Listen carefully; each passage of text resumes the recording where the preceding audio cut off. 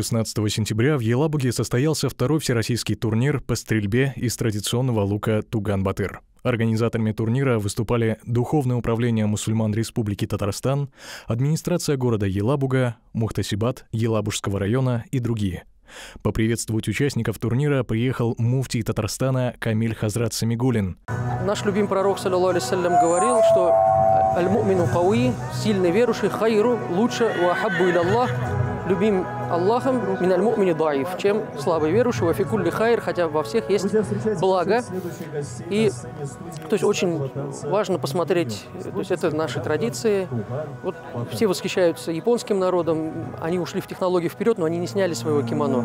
Они остались на своих традициях, и этим они отличаются от всего мира. То есть, их не, вроде бы, они интегрированы в современную систему, но глобализация их полностью не поглотила, и они этим отличаются.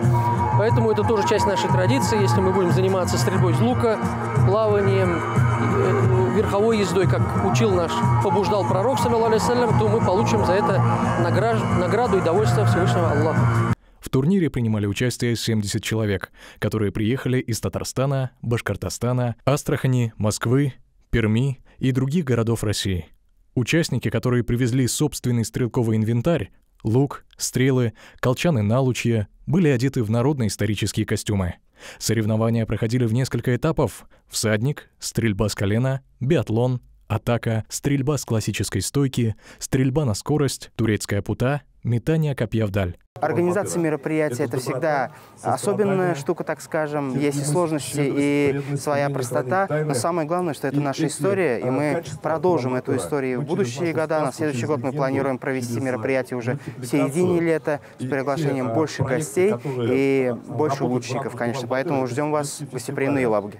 Турнир ежегодно проводится с целью пропаганды и изучения исторического и культурного наследия народов нашей страны, а также для пропаганды здорового образа жизни, выявления, подготовки и совершенствования высококвалифицированных спортсменов по стрельбе из традиционного лука. Призовой фонд составлял 200 тысяч рублей.